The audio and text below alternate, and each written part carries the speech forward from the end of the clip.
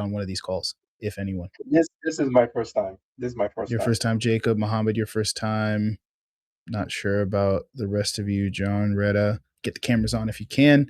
Um, but so I'll let you guys know what this call is all about. Pretty much, it's an open Q&A slash support call. Sometimes we do call reviews. Sometimes we do a lot of like rep select profile reviews, stuff like that. It's just a open-ended support call where you guys come with questions, come with what it is you want to work on, and I try to answer them the best of my ability and give you guys the best feedback possible. So I kind of just open up the floor, and then we go from there. So um, Adrian, we'll get to your stuff in a second. Does anyone have any questions, anything they would want to go over first and foremost? Yeah, I don't. I feel like I haven't had a profile review yet, so I don't know if it's something that we can consider doing over the call. Review in terms of reviewing what? My 1 minute Loom video. Mhm. Yeah, Okay. so Yeah, drop it in the chat, a link to it, and then I'll pull it up and we can review it. Um, Mohammed, I saw you also put your hand up as well. Yeah, What's up? I would like to understand, like, while joining the Rep Select community, how can I get referred into an offer, like, within coaching and consultant niches? Yeah, so the best place to land an offer, I'm not sure. Have you joined the Rep Select platform or have you just joined the community? I joined the school section, but I'm looking to get like the repselect.io. Yeah, that's our software. That's our SaaS. That's where it's a marketplace, a network for remote Okay. sales reps. You jump on there. We have business owners posting job opportunities on there. Okay. We vet them and we take a look. We see if there's any nonsensical offers, any weird OTEs where the company says it's 20K a month, but they're doing like 10. Yeah. So pretty much a little bit more curated, a little bit more vetted than your standard Indeed, LinkedIn kind of thing. They're only remote sales roles on there, as well as we have a list of trusted recruiting companies. So there's about almost 30 of them on the platform as well. So once you join Rep Select, first thing I would do is I would go and apply to fill out the application forms for every single recruiting company. Most of them will probably just interview you right off the bat to get you into their system and then place you on an offer if you are a good fit for one of their active roles. That's the fastest way to just get placed directly with a company. And then obviously you've got a bunch of the jobs on Rep Select. That's more of like your outbound work. As for the inbound stuff, when you fill out your Rep Select profile, so get it, that's what most people want to get their intro video and stuff like that reviewed. If your profile looks good on the business owner side of the software, they just like how you guys search for jobs, they search for reps and they can individually invite reps to opportunities. So if your profile looks good enough, you may also get a bunch of inbound invitations to your emails saying like, "Hey, Mohammed, this company's inviting you to an interview with them," and stuff like that. Okay. So yeah, the fastest way is to jump on repselect.io website and just sign up for a profile and go from there. Okay. Right. Thank you. No problem. Adrian, we were reviewing your intro video and stuff like that too, right? Correct. All right. Cool. I revamped my entire profile as well. May I share my screen? Let me go through that. Just drop the links in the chat and I'll take a look at it. Oh, I actually just uploaded the video right to the platform, so I don't know if there's a link. Yeah, just drop your profile link. Oh, okay. Got it.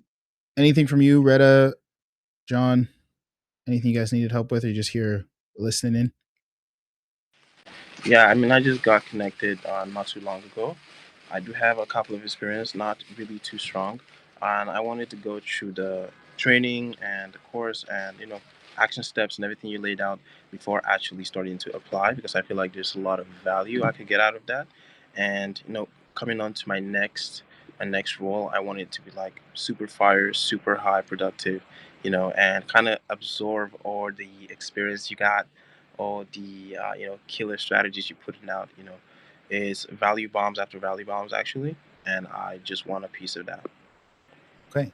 So what we'll do is we will review Jacob's video, we'll review Adrian's profile and video, and then we'll talk about, because I know Mohammed's working on this too, we'll talk about just like the best way to reach out to business owners, the best way to just maximize your chances in landing an offer, other than like obviously just applying, but there's things you can do outside of that. We'll talk about general tips for how your intro video should be, all that good stuff. Sound good? Sweet. Yeah. Let's jump into it. Adrian, you got yours there. Let me open up these two, Jacob's and Adrian's. I'm going to share screen. You guys go ahead and let me know when you guys can see it. Hold on. Okay. The loom that you sent, Jacob, I'm assuming it's the same one that's on your profile, correct? Yes, it is. Okay. All right. So I'll just open your profile. Cool. Where is school? Where'd it go? Where'd you guys go? There you are. Share screen. All right. Let me know you guys can see that.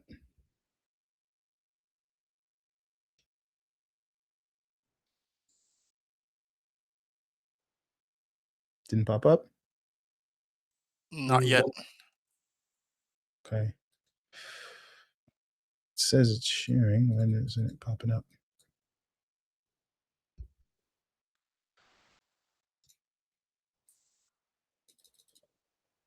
On this share screen thing on School Froze. That's weird. I'm gonna leave and come back 1 sec.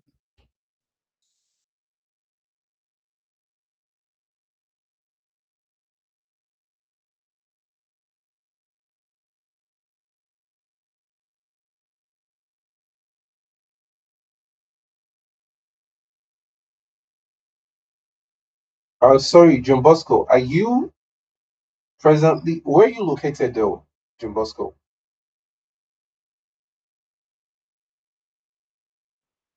You're muted.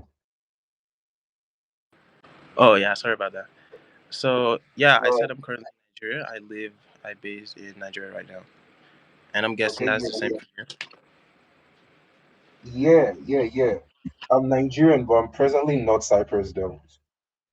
Sweet, Yeah, bro. yeah. You're based in Lagos or ABJ or where?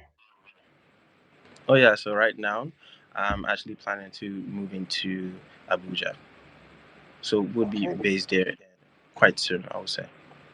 That's great. I'll be coming back to ABJ in the next 3 weeks. What a coincidence.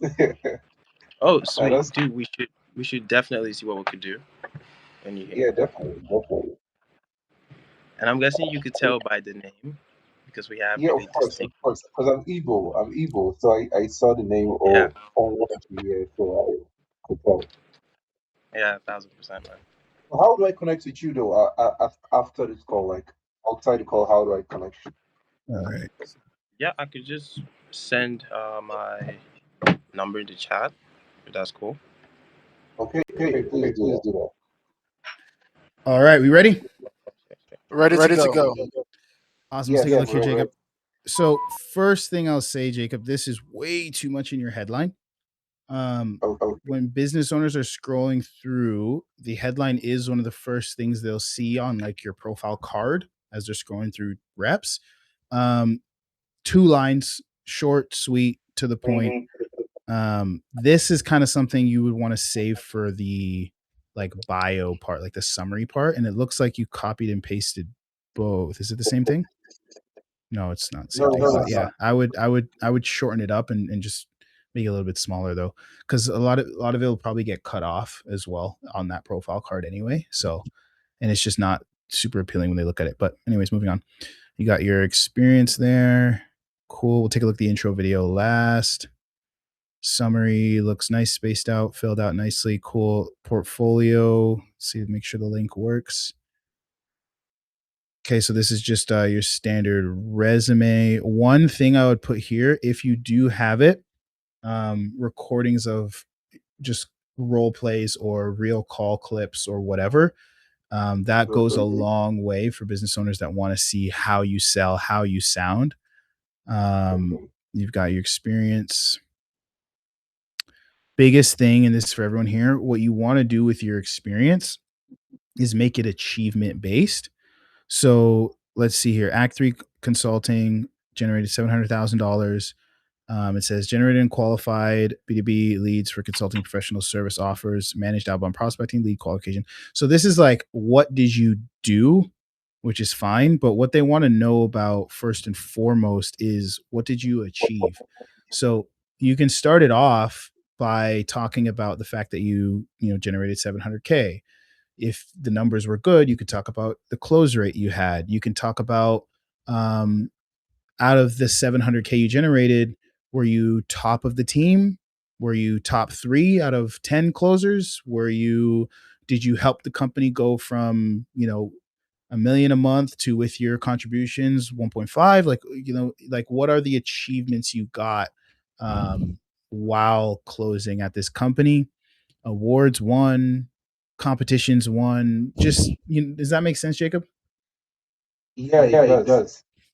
Yeah, so that's what I would focus on for these descriptions, because most people, it's like, if you're a closer, business owners know what you did as a closer. Like, they know that you qualified leads and had conversations and made offers, and you can still add that stuff if you want towards the end. But what's most important is, okay, what did you actually achieve and contribute overall to the company? Because 700K is great amount of revenue, but if you can put it in context, like if you generated 700K out of a company that all the other reps only, like, let's say you're doing like 100K a month.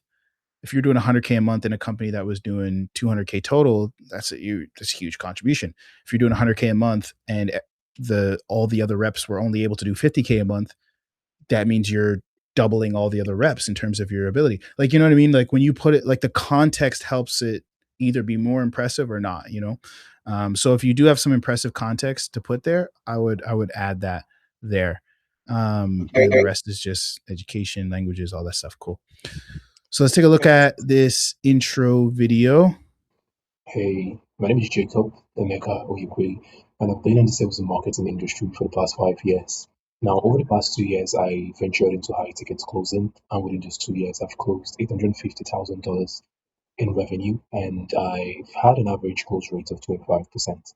Now, in my last role in TechLane, I had over 150 discovery calls, in which I generated close to $280,000 in revenue.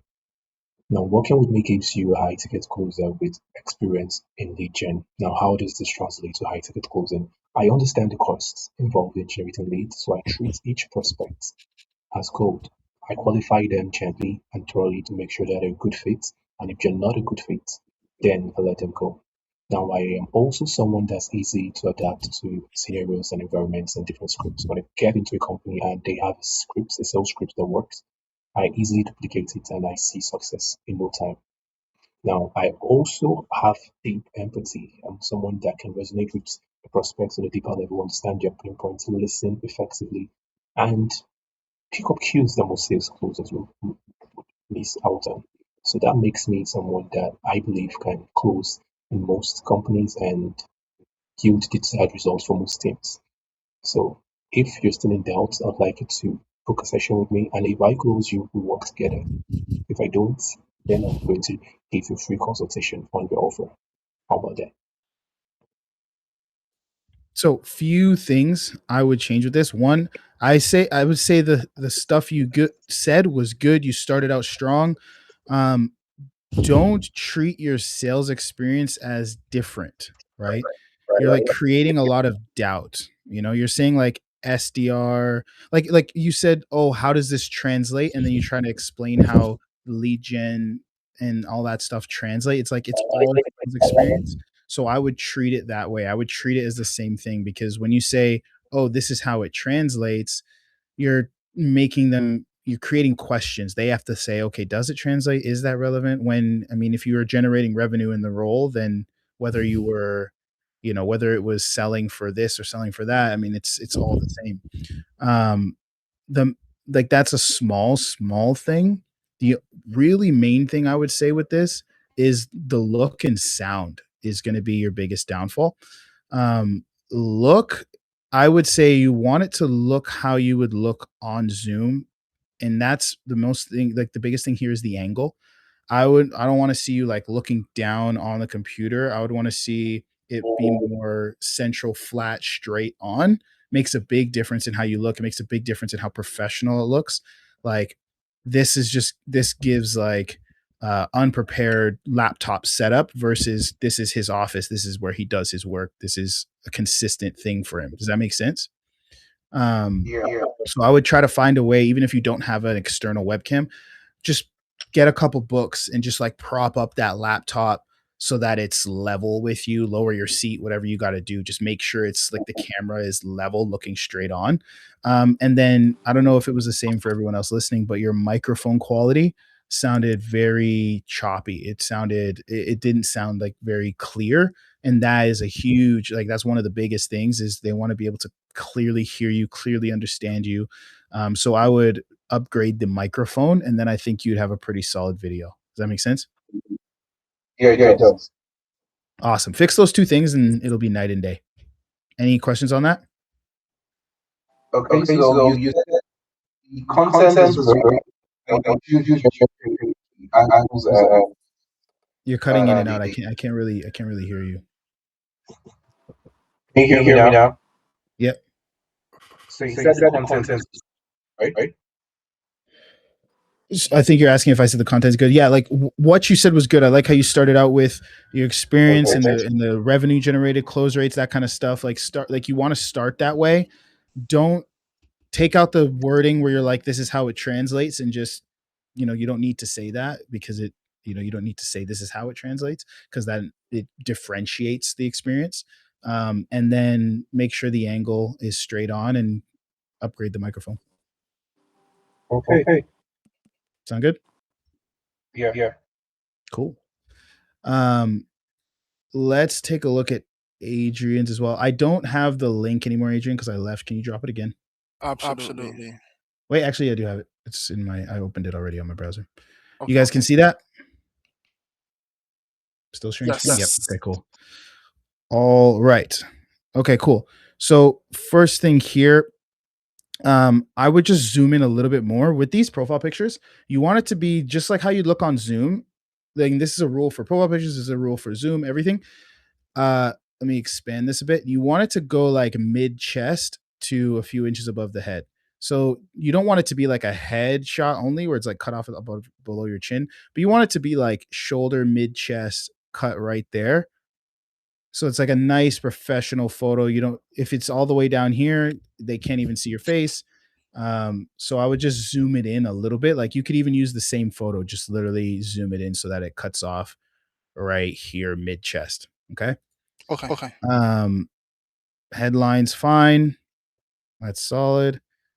Revenue generated, cool. Deal size, all that.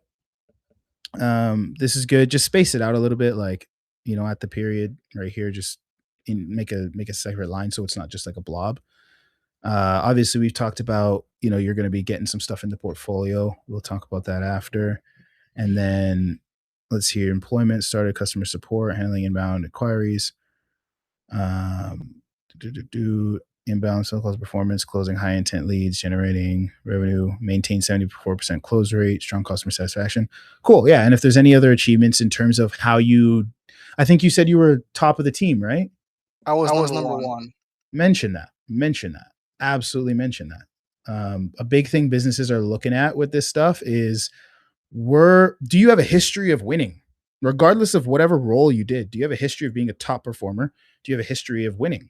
That speaks well, because top performers and people that win tend to do so no matter what the field, industry, or job that they get next is, even if it wasn't exactly the same field or same thing, because it takes certain innate traits that, or just traits that people have. Like, it takes hard work, it takes discipline, it takes focus, it takes all of these things that will translate. So if you have a history of winning at other roles, you'll probably win at theirs, and that's how they'll see it. So anytime you were top 3, top 2, number 1, like, mention those things. It goes a long way.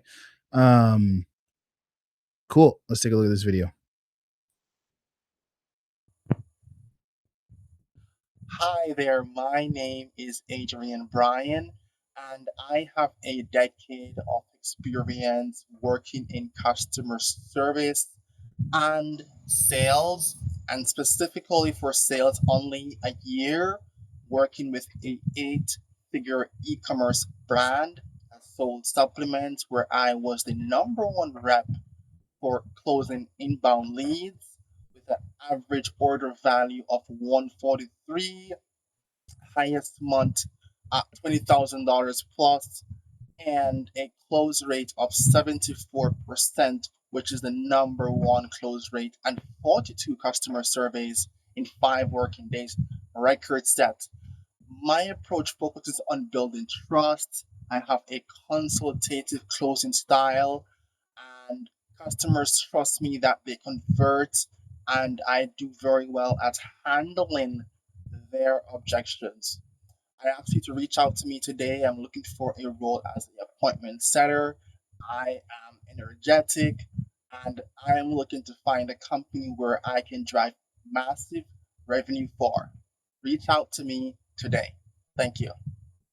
So only 2 pieces of feedback for this one. 1, microphone. You need a better microphone for sure. 2, you're talking to me like I'm a toddler. You know, you don't need to slowly enunciate everything. I want to see a better cadence. I want to see you talking like you're selling something you're excited about, right? You want to like what business owners are going to do when they're listening to your intro video, this is for everyone to listen to, is they're going to say, okay, if I took his cadence, if I took his way of speaking, tonality, everything, and I just plugged my offer in and he or she said it the same way, looked the same way, sounded the same way as they pitched my offer, as they're pitching themselves in this intro video, is it convincing? Do they sound good? And if the answer is yes, you'll probably get the interview. If the answer is no, you won't get the interview. So at the end of the day, if we were to swap out what you're saying with how you were selling supplements back in the day, is that how you sold it? Probably not. You know what I mean? So Correct. I want to see you flow naturally, confidently. Just talk about yourself, and like there's nothing wrong with anything you said. It's all again in how you said it. I just want to see you get on there. Hey, I'm Adrian. Nice to meet you. Like normal. Just sound normal. You don't need to force enunciate. You don't need to sound super corporate. You don't need to sound like an infomercial. It's just how would you sound normally talking about something that you're excited about, something that's good, something that is solid, right? Hey, I'm Adrian. Nice to meet you. Looking forward to working with you as an appointment setter. My main experience in sales comes from selling supplements, where I generated over $240,000 over the course of over the course of the year, maintained a 74% close rate, and was number 1 on the team for the entire year straight. Like, you know what I mean? Just sell yourself, right? Don't force like enunciation. Don't force. It just needs to be natural. It needs to flow. Does that make sense? It does. I'm sorry. I'm hearing echo. Can you hear the echo as well? You're hearing an echo, you're saying? Yes. Like I'm echoing or you're echoing? Oh, I'm echoing. I don't hear an echo. Does anyone else hear an echo? I don't hear an echo. You guys hear an echo? I hear it. They're echoing too. That's weird. Is anyone else echoing? I wonder if it's just screen with Ty. Someone is coming through and maybe. I don't know. But okay. Maybe. Yeah, it's You gone hear now. echo now? Okay, so gone. maybe I was just sharing audio. Yeah. All right. So what it is that I'm just not good on video. Like I'm the guy behind the scenes talking on the phone, and I talk more natural. On video, I get nervous, like making eye contact with the camera. And Do you think you'd be good if you recorded 100 intro videos? That's a lot. I mean, dude, if you want to get good at anything, it takes reps. Like you can't record one video and then be like, I'm not good at video. It's like nobody's good at video if they only recorded one. like who is that? Like, you know what I mean? Who's good at something they've barely done? How many videos have you recorded in your life? I'm not really a video guy. Like even photos, like I'll take one photo for like every 3 years, 4 years. So Like, how do you expect to be good at something you've never done? I agree. So I'm just thinking do about it. it too is Just do it like more. on video, like I realize I blink a lot. Like I have this ring light here, and I'm like my eyes are getting so watery. I'm like, it's crazy. So I Put try to some like eye drops in. Put some eye drops in and record. No, seriously, dude. Like the amount of people, the people that have gotten lots of interviews with their intro videos because they record like 20 of them and then they pick the best one and then they go from there. Like, you know, like practice, get good. It's just like saying, it's like if you took a closer call and then you didn't do well and you're like, I'm just not good at sales, and you've only taken one call your entire life. It's like, well, duh. Mm. Think of it like think of anything. You can't do anything in life once and expect to just be great at it, and your excuse can't be, "Oh, I'm just not good at that." It's like, well, how do you think you get good? So just record it again and again and again, and then you'll have a good one eventually. Like, you've got to practice. It's the same thing with interviews. That's why we do interview mocks. It's why we do role plays. It's why we do anything more than once, is to get good at it. You know what I mean? Like, Right. you should see my first YouTube videos. They were terrible. I had to, it was choppy because I had to go line by line, say the line, and then go there and then say the line and then say the line and then go back in editing and cut out all the in between space. Like, that's how I used to record YouTube videos. Mm, So, like, it's just with anything. You know what I mean? got it. All right, I'll fix these and be ready on Wednesday. Wednesday at same time? Yep, same time Wednesday. Cool. Thank- Cool. So I see we've got some more looms in here, but I do want to go over what we're gonna say for Muhammad, and then I think, who was it that asked that other question? I think John was just talking about general skill, like tips for landing roles and how to best utilize stuff. Right? You still there, John? See here, man. Cool. Your question was mainly about, um, was it just like landing a role quick? Like, what was the question? Repeat for me. Yeah. So what I was asking about was I do have experience Mhm. on the appointment setting space. Now, I mainly want to transition into the closing space more, and I came across the training you're basically giving out for completely free on the school channel, and it was like a lot of value bombs. You had a lot of experience, and I just want to soak that up before even going out to apply or to even the intro video I got is like the one I've been using for a while now, and I want to Mhm. see the format of how you put together intro videos to see if I could change Mhm. that up. I sent a sample of that video too to see if I'm on the right step. And I just want to know from you, you're really experiencing this. How would you say is the best next step for me to transition from an appointment setting role to a closer role, and Mhm. position myself as number one an expert, and not just position myself as that, actually have the skill to actually close deals half as or even as good or mildly as good as how you do it on the daily. Mhm. So, in terms of creating an intro video, I dropped an 18-minute video in the chat here. If no one's watched that yet, definitely go ahead and watch that one when we hop off here. That's just the general, like, hey, this is the framework. This is how you. These are the things to remember when you're creating an intro video. Um, when it comes to like a roadmap for you, it really just depends on what you want. Because based on what you want, the timelines you're looking for is going to determine like how you go about things.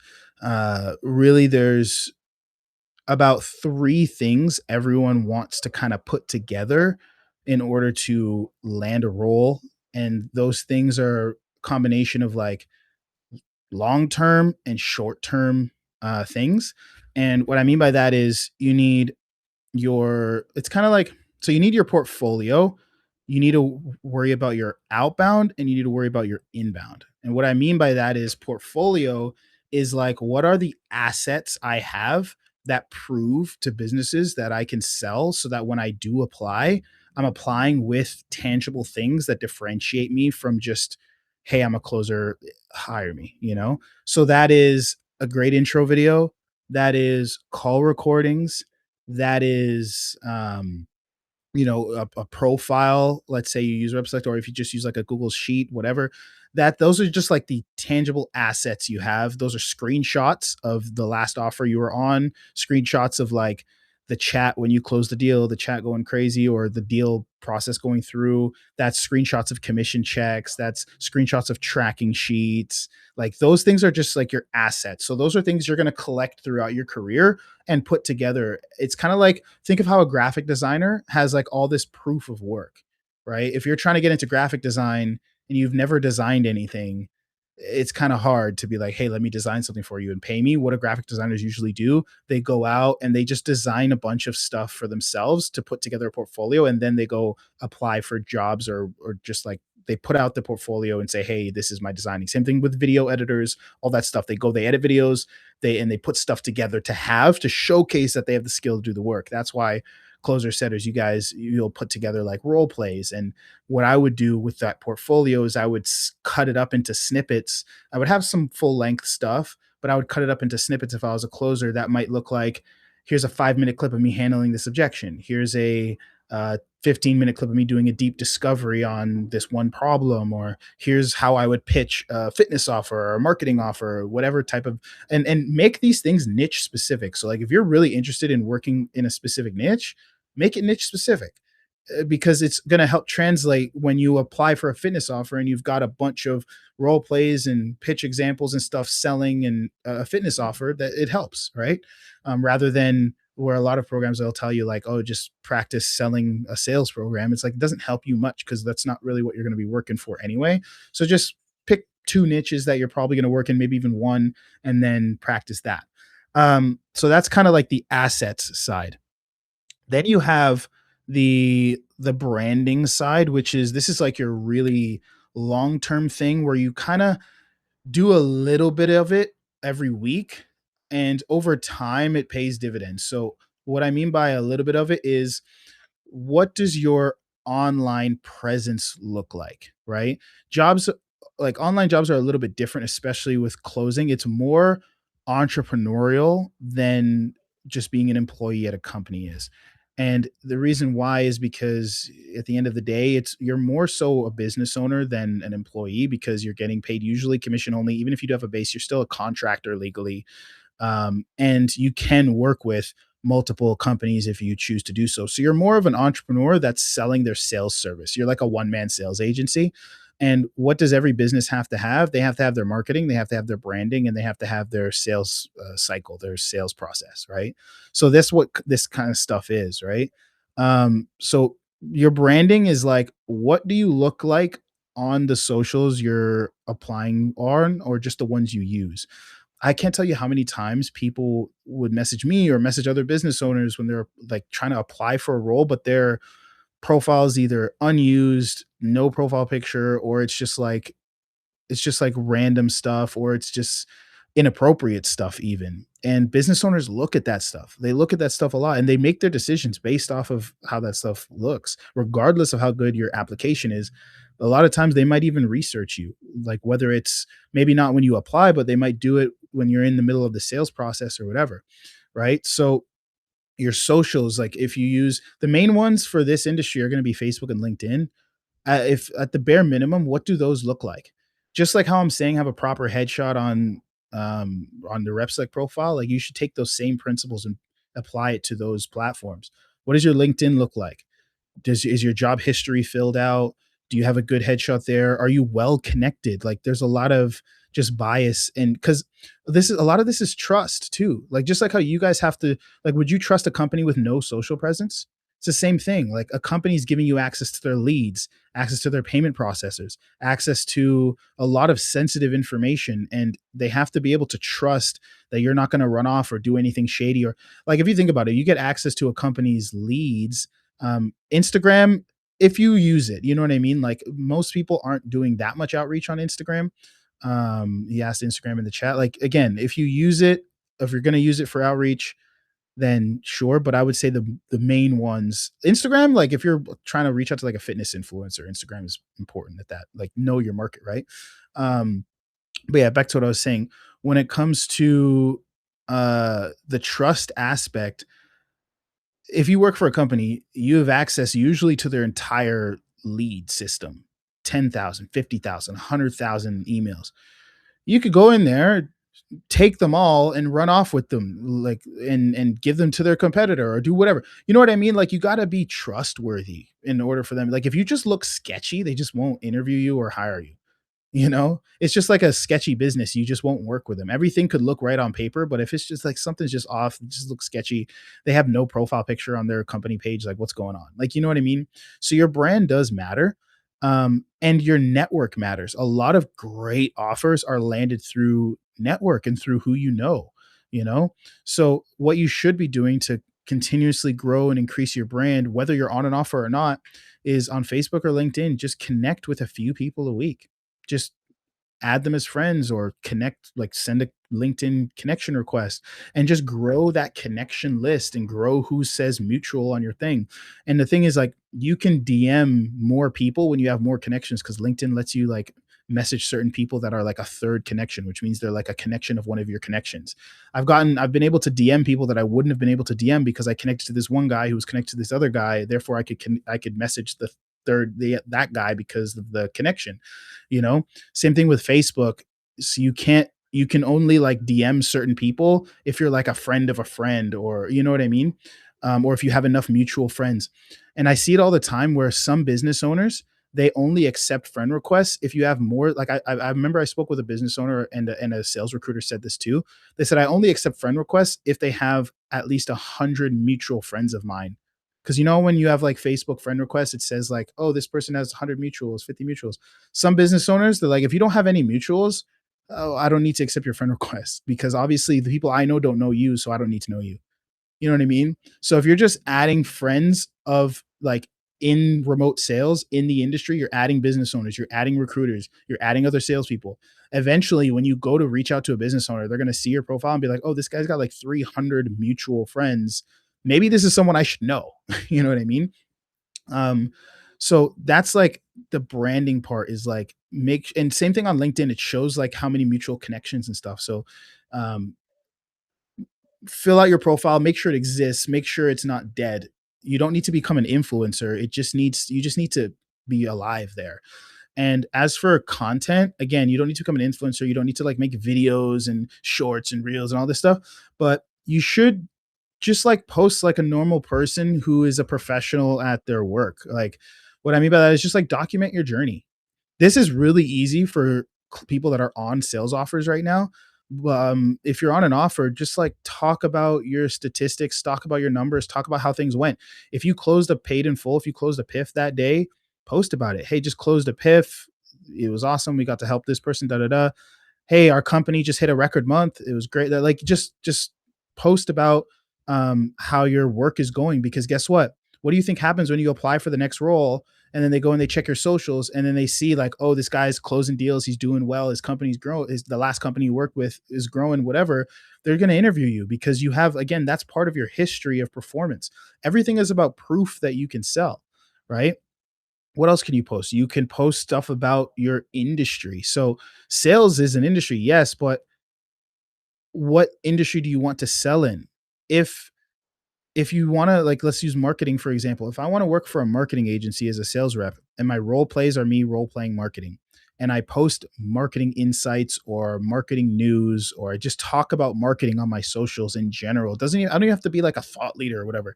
I'm just talking about marketing, showcasing that I understand marketing lingo, I understand marketing in general. What do you think happens when I apply to a marketing agency? They see my role plays are marketing, they see my socials talk about marketing, they see that I understand marketing. I'm going to get that interview because they're like, hey, every business owner doesn't just want a salesperson. They want a salesperson who's also an industry expert on what they're selling. It's like, I've hired people when I used to be a sales manager for a real estate offer. I've hired people just because they owned a lot of real estate.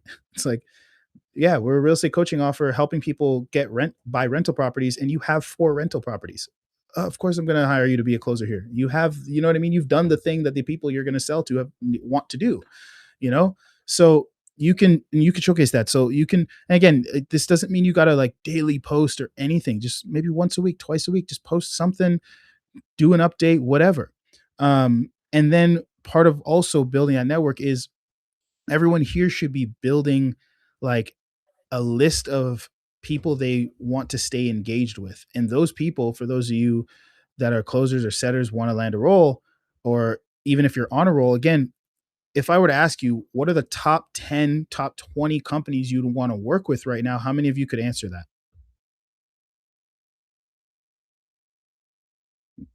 Nobody?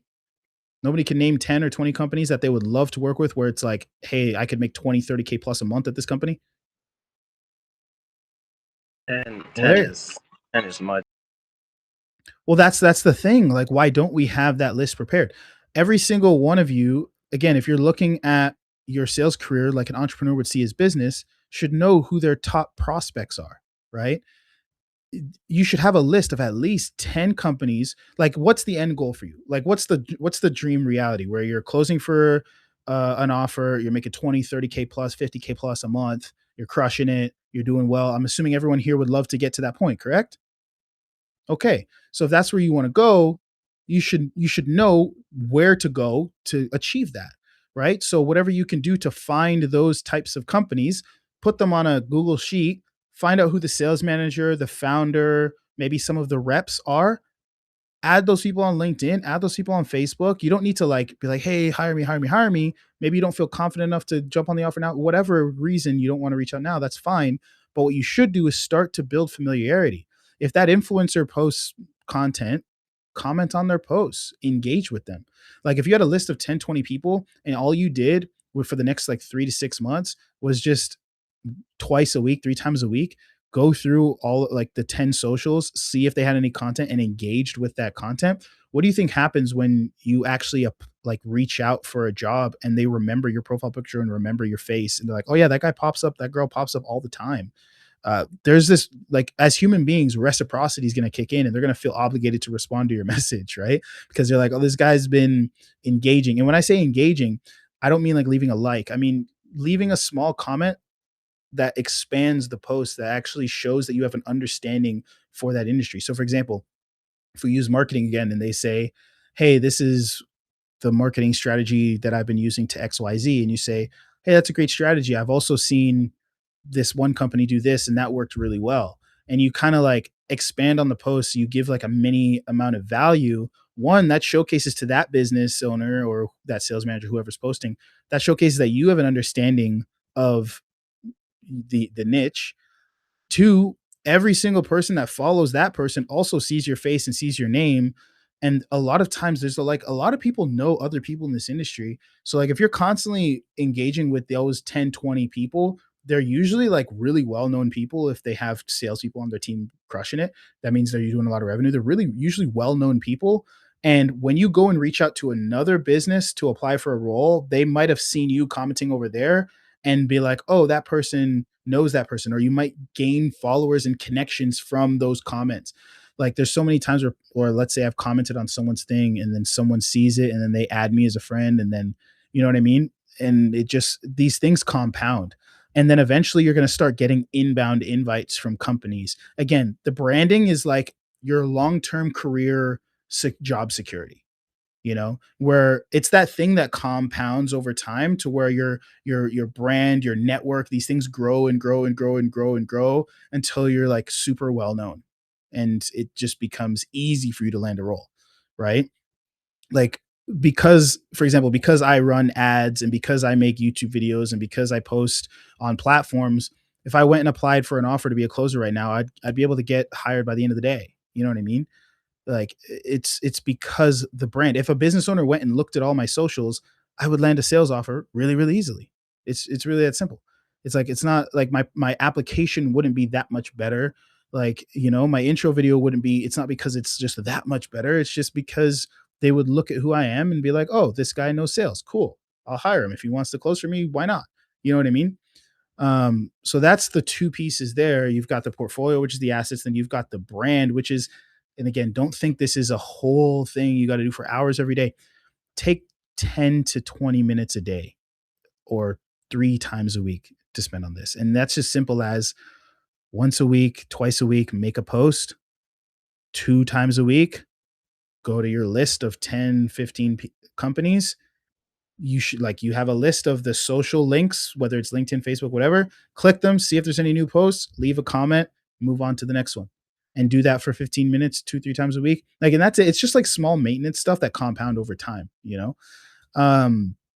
And then it takes like a few seconds to send, like type in founder or closer or whatever, and then just like send like 10, 20 connection requests per day, whatever, you know, get a VA to do it for a couple bucks a day, like whatever, you know, if you really want to, but you could just do it yourself. It's quick.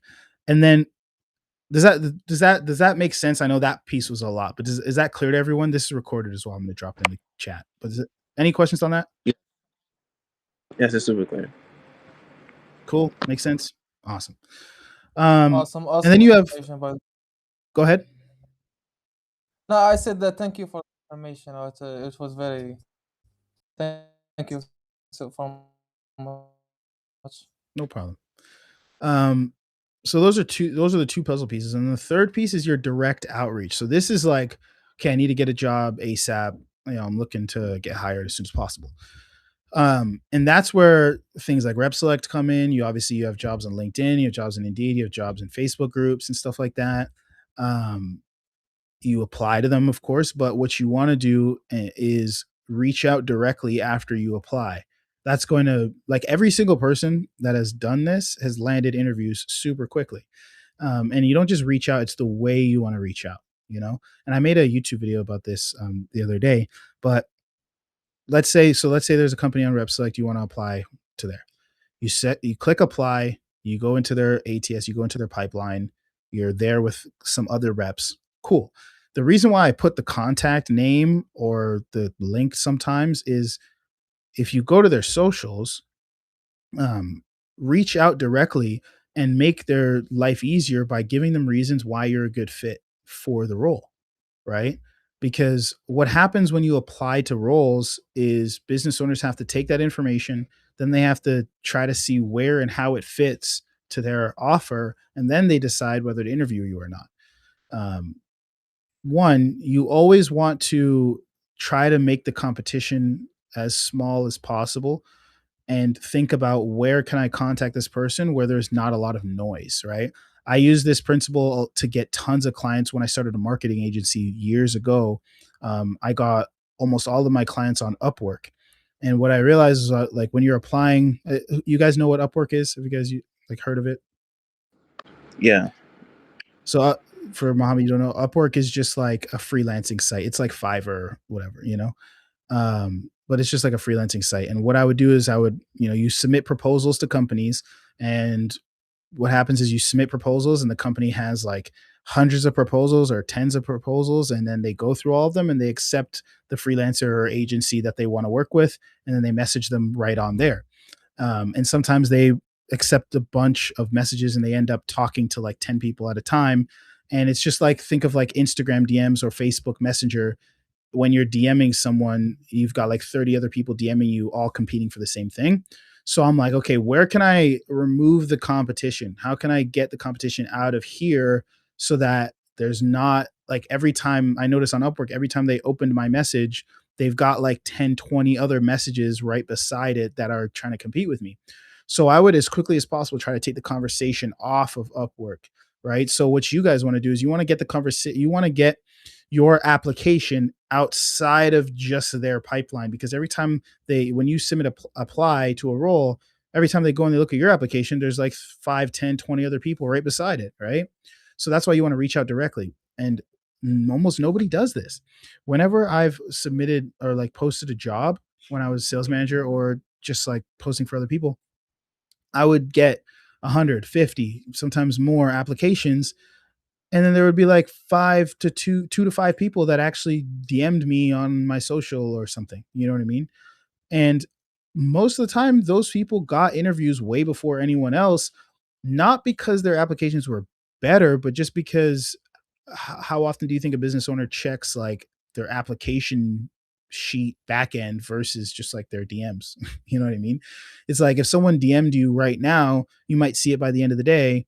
But if someone was like applying for a role and you got to sign into Google Sheets and check your Excel sheet or whatever, and then you just don't check that as often as you just check like your DMs. So if you're reaching out directly, chances are they're going to see you first, and they're going to see there's a lot less to see as well. So, and if your message is good, you'll probably get the interview, especially if they really want to hire quickly, which most business owners, they want to get someone as fast as possible. So if you're good and you show up quickly, then they're going to want to talk to you. And the way your message should look, a lot of people go wrong with this, where they just say, hey, I saw you're hiring, I'm a closer, can we interview? What's up? Let's do it. And again, you don't give them any reason why, and that causes them to have to do extra work. Give them 2 to 3 bullet points why you're a good fit, really good reasons. So your message would look like saying, hey, Retta, I saw you're hiring a closer for your marketing offer. I think I'd be a great fit because I have a background in lead gen. I've done that, whatever. Give your reasons. And then you can say, hey, if you want to see a little bit more about me, take a look at this, or here's my portfolio. That's where you can drop your rep select profile or your Google Doc or whatever. And then say, hey, let me know what the best next steps are.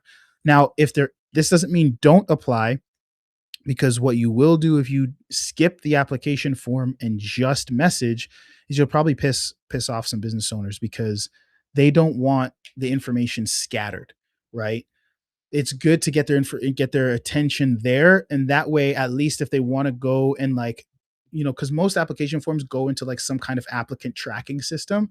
So at least if they talk to you there, they can like drag you, like, just like how you manage a pipeline as a sales rep, like closed, talk to, like whatever. They have a thing where it's like screening, hired, interviewing, like, you know what I mean? So it's going to be a little annoying if you're talking to them there, but you're not in that system. And now they have to tell you, like, they have to put you in there manually. Like, again, you don't want that extra work to be there.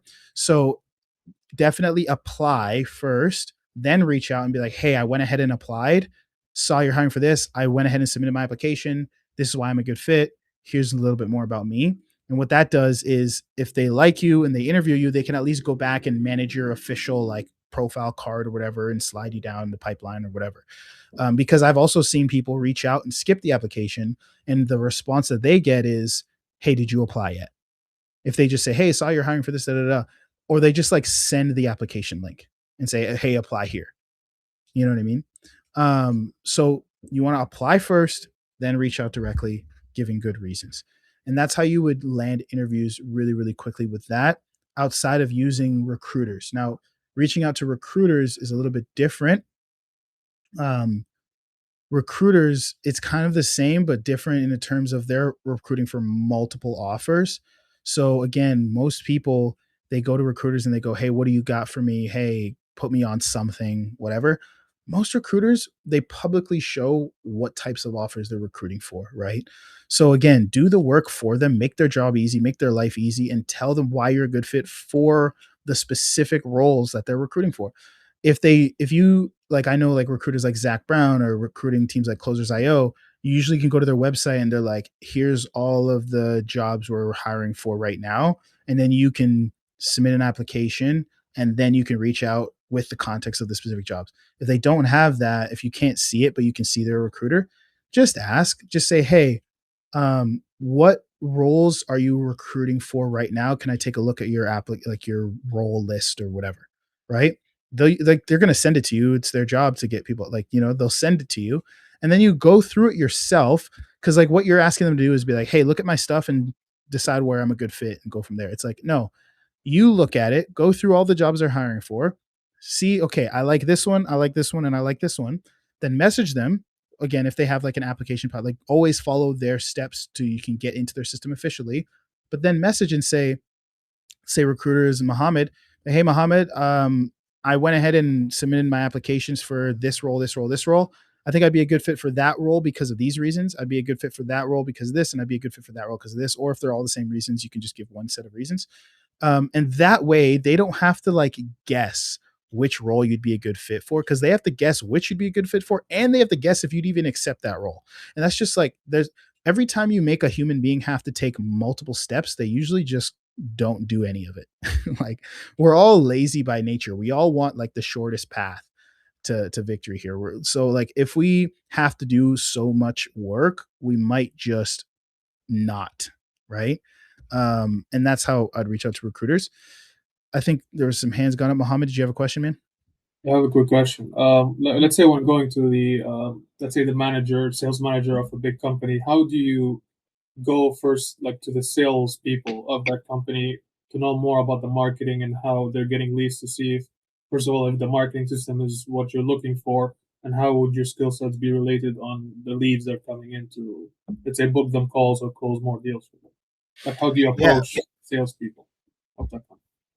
Yeah, I mean, approaching salespeople, you want to be careful with it. The best way to approach salespeople is you have to connect with them and think about what kind of value could I provide for this person. You know what I mean? Like, obviously, if it's like LinkedIn or Facebook, like add them as a friend, comment on their stuff. Usually, they might be posting stuff. They might be posting wins from their offer. They might be like genuinely comment on their stuff, connect with them, get in touch. shoot them a message.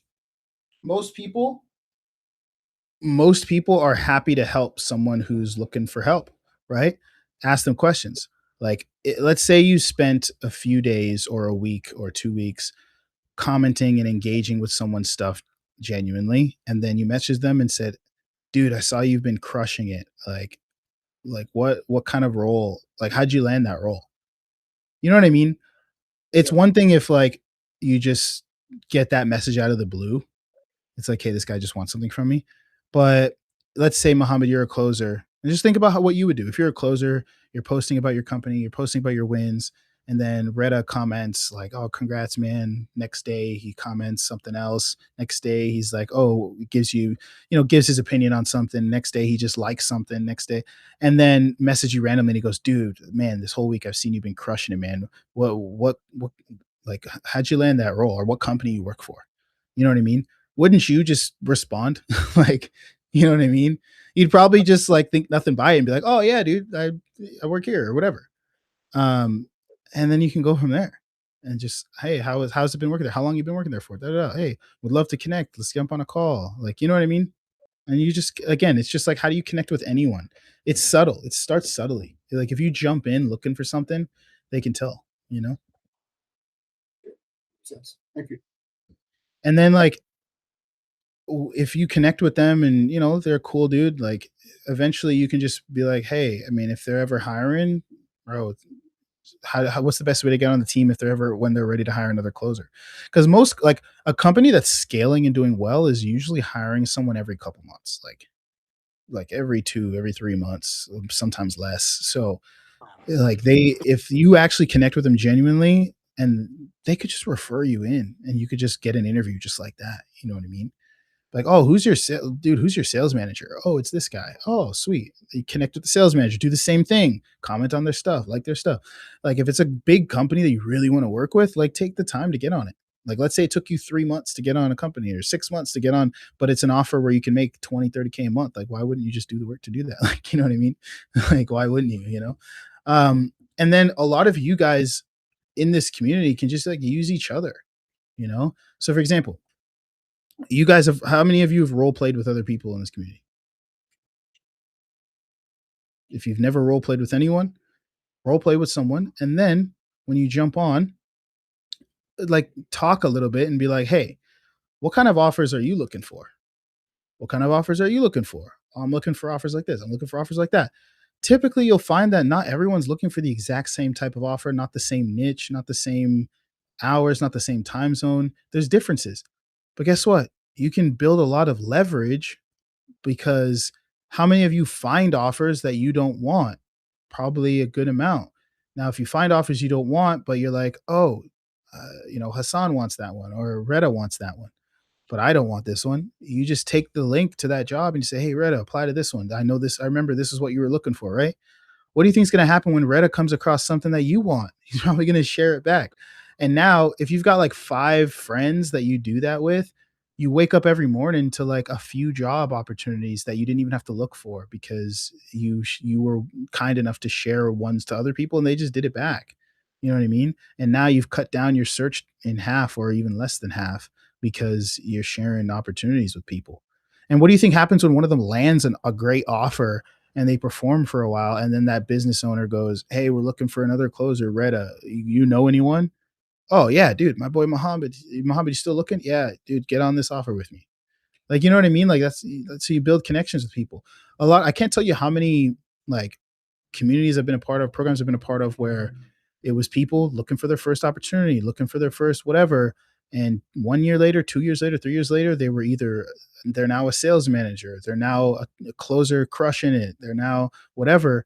And it's like, hey, if you stayed in contact with those people, you could be whatever. For example, like, I had a buddy of mine, like, I remember I bought a program when I was first starting my marketing agency, bought a program, met some guys. This was like 6, 7 years ago. And I'm friends with a couple of them still now. And some of my biggest clients, I'm talking clients that paid me like 80 to $100,000 for services. I got those clients from a referral from those guys, that, because one of them, my buddy Luke, running his company right now, he knows some guy that was looking for help with sales, and he's like, if you need help with sales, I got a guy that's good at sales, and he referred him to me, and it was one of my biggest clients ever. There was no sales call, there was nothing. The guy got on the call and he was like, what's your price? Let's do it. And away you go. You know what I mean? So again, like, make connections with the people right here as well, because those are the easiest connections you have, and you could have a bunch of people helping you out, you know? That makes sense? Cool. So I chat here, is it possible to make 3K a month from Pakistan as a setter? I mean, you can make location doesn't really matter. You can make 3K a month from anywhere if your internet's good, your microphone's good. Like, if you look good enough and sound good enough and have the skills to sell, you'll be able to land offers and you'll be able to sell. Sometimes the only time where it's like a little bit more difficult to land offers is specific companies that like they don't know how to pay people from certain companies, or some, not companies, from certain countries. Some companies, they set up their payments in a way where it's a little difficult to have contractors in certain areas.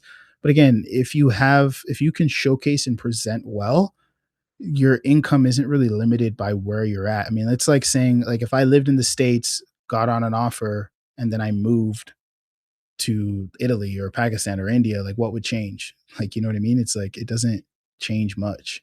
Does that make sense? I think you had your hand up as well, Hassan. Anything else you had to ask? Hi. So actually, man, I've been working in sales for past 3 years now, and I quit my 9 to 5 recently. It's been a month or Mhm, so, and I've been looking for a good high ticket sales remote role. And mhm, I'm at my hometown right now, and I was just, I joined few school communities. I talked to a bunch of guys on Instagram, and mhm, I talked to few people on LinkedIn as well, just trying to, find my way out, just trying to learn new things every day. mhm, And I've been in sales, but it's kind of like you could say a old school typical sales where I'm barely making like 1K a month.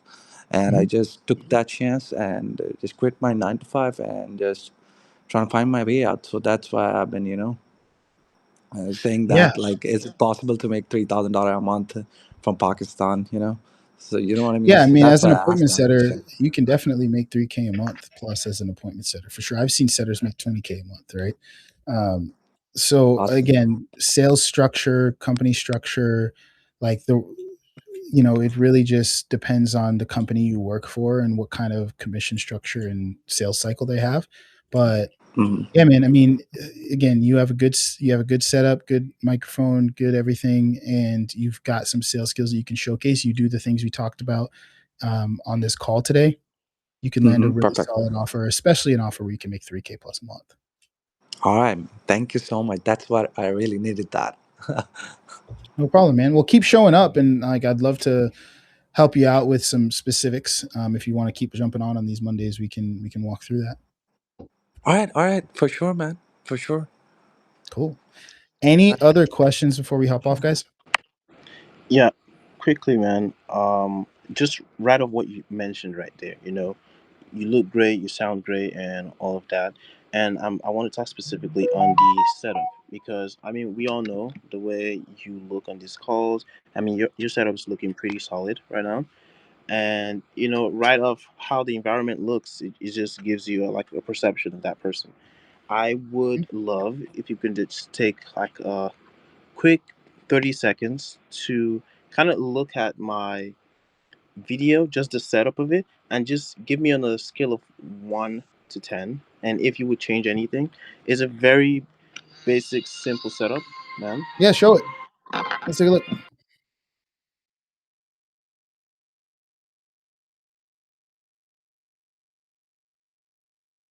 Greta, did you have a question while he's getting that ready? Can you hear me? I think you put your hand up for a second, Retta, or no? Huh? I thought you put your hand up. No, you Hello? didn't? No, I am asking a question. Yeah, you said you have a question or no? Yeah, I have a question. Okay, what's up? You said before that connecting with companies and connecting with the people who work with those companies. Can we do the same thing with the recruiters, or just transactional with recruiters? Like saying, like, I mean, there's nothing I said that you can't do with recruiters. You're talking about like engaging with their content and stuff like that. No, Yeah. absolutely.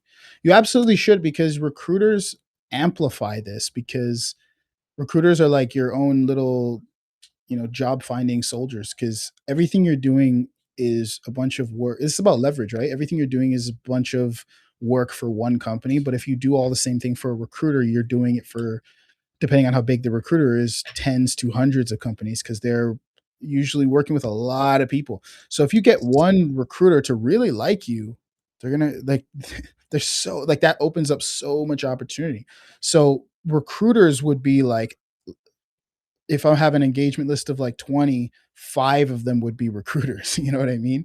Because if you are known, your face is there. If you're known by some of the best recruiters in the industry, it makes this so much easier, you know?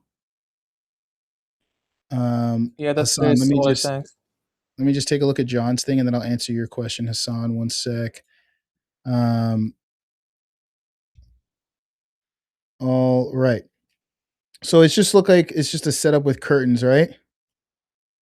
I mean, it looks Exactly. what's behind the curtains? One is a window. The Mhm. others are just doors. Okay. I mean, I don't know if the curtains are necessary. Like, you just want it to look like an office, right? Blank Oh, wall, blank wall with a window, like those are totally fine. Um, Again, you just don't want it to be like something that hurts you, but your setup looks pretty fine. I don't know if the curtains are necessary. You could probably, like, if it looks like this is just like a blank wall behind you, and then I don't know if is that a door there, or is that a yeah. window? The two on the other sides are doors, That's a and door. That's a door. Is there a one is window behind you? yeah. The Or is one there behind it's me just a is wall? Okay. a a window going to the other room. Oh, going to the room. Okay. I mean, it looks fine. I mean, any advice I'd give you would be nitpicking. But I think it looks fine. A blank wall is fine. This looks fine. Um, yeah, I think you're all right, man. Oh, thanks, bro. Cool. And then Hassan, I think you had one more question. So yeah, so I would like to ask that, like, I'm having like a hard time to, understand the right offer to land on. So because like a few of people reached out to me and they said like this is the offer we're selling and this is much commission. So I'm not like seeing that much of potential because I don't want to waste my time into a wrong offer. So that's really a concern of me right now because I burnt all my saving. I'm turning my little room into my little workspace, and I don't want to waste more time into a wrong offer where I can make nothing and no experience. So that's why I wanted to know, like, what are the key factors of knowing this is the right offer to work with? Because there's a lot of people posted on Instagram story, Facebook posts here and there. So I'm just a bit of confused about that. Well, the best, I mean, so you have to make a distinction between an offer that allows you to cover your bills and gain track record, and dream Exactly, job offers, right? exactly, So exactly, exactly. That's why. if we're talking like bare minimum versus dream, Hmm. so like it comes out like there's a lot of things you could do, like figure out what their lead flow is, what their, and what the OTE in terms of like what's the lead flow, what's the deal size, what's the average cash collector, all that stuff. You can kind of like do That's the math fine. yourself. But the easiest thing to do, if you guys don't want to do all this math and calculations and all this stuff, is two things, two questions. What are the sales guys on the team earning right now? Hmm. And what volume of work are they putting in to earn that? That's all you need to know. Got it. And then you Got it. decide, is that earning with that input something I'm willing to do? For example, if they're like, we're earning 10K a month, Like everyone on the team earns from 8 to 10K a month. On average, they work 10 to 11 hours a day. Do I want to do that? Maybe, maybe not. Maybe, like, you know what I mean? It's like you just, because I've seen ones where guys are making 30K a month, but they're taking 11, 12 calls. I've seen guys where guys are making 20, 30K a month, but they're taking 6 to 8 calls. It's like, it's like, what are they earning and what are they doing to earn that amount? Appointment setter, is the appointment setter making 3K doing 150, $200 a day, or doing $500 a day? It's like, you know what I mean? And then you just decide. And if they say there's nobody on the team, then you probably don't take that offer, because that's a big risk, and you probably don't want to take that risk right now. You know what I mean? So Yeah, that's I really it. understand. That's what it comes down to. It's really simple when you boil it down to that. It's like, okay, what is the team? What is the number one guy on the team earning? What's the like the lowest guy on the team earning? What's the number one guy doing in terms of volume and inputs? What's the lowest guy on the team doing in terms of volume and inputs? Once you have that in front of you, deciding becomes pretty simple. Exactly. So, because I don't want to go into outbound. I was potentially looking for an inbound, whereas like lead flow is pretty good. So that's why I'm having a hard time to find a good role for myself, so I can lock in. Yeah, when it comes down to it, are you saying mainly just like they have leads coming in? You're still, like, as an appointment setter, you're going to be dialing outbound. You're talking about just not cold calling, right? Yeah, not for. I don't want to go for cold calling at this particular moment, because I've been Yeah. doing this for a while now. So actually, I was looking for something where I can uh, put a low amount of effort and get big something meaningful out of it. The cold calling it's good because I've made good amount of money doing Nothing cold meaningful calls. comes from low effort. Yeah, I totally But I understand will that. say, I But will say this: it's like at the end of the day, in like, yeah, like a lot of most companies are generating leads inbound. yeah. There's a lot of cold calling roles as well. But if you want a Mhm. role where you're an appointment setter and it's pure inbound, those roles have high competition. So you got to make sure you show up and show up really well to beat out everyone else that's looking for those offers. And the best offers that are doing that are just the ones that are running ads. If they're running ads, they got leads. You know what I mean? Yes, exactly. Um, Exactly. so you have you ever just put the niche you want to work in the Facebook ad library? Not yet. Yeah, just type in Facebook ad library on Google. If you guys don't know what the ad library is, it shows you every single ad on Facebook. Like, you can look at my ads, you can I look at know that. everyone's ads, right? And then you just go to the Facebook ad library, you filter by whatever country you want to work in, and then you just type in keywords or phrases or whatever, just play around with it, and then you'll see the companies that are running ads. And if you click on those ads and see that those ads go to like call funnels, like funnels where they collect emails and phone numbers and lead to like booking call, like, that they probably got setters and closers, and you just reach out to those companies. Perfect. And Ty, one more thing. Do I have to like sit down and go for specific niche, or should I go for like just because there's a lot of people posting appointment setting job every day. Some of them solar, some of them HVAC, some of them Hey, you don't have marketing, to pick some of a them niche. You don't have to, no. info business. But for your Go branding ahead, and go ahead. everything else, it is good to narrow down on, like, not like a super narrow niche, but like an overarching thing, like personal development or something like that. Like, it helps, but you don't have to only apply to one niche. Like, you can apply to whatever. Got it. Got it. Cool. So actually, I got someone the other day. I was living in Pakistan, so I've been doing insurance sales. My recent role was about workers' comp insurance policies. So Mhm. I'm doing pretty good, and I was SDR there. So in order to close the insurance deal, we have to be in state. I have to be a licensed. So I just lost that. Yeah. It was good. Well, It was good role, by the way. insurance is a little bit different than what we're talking Yeah, about. yeah, it's a bit different. Okay.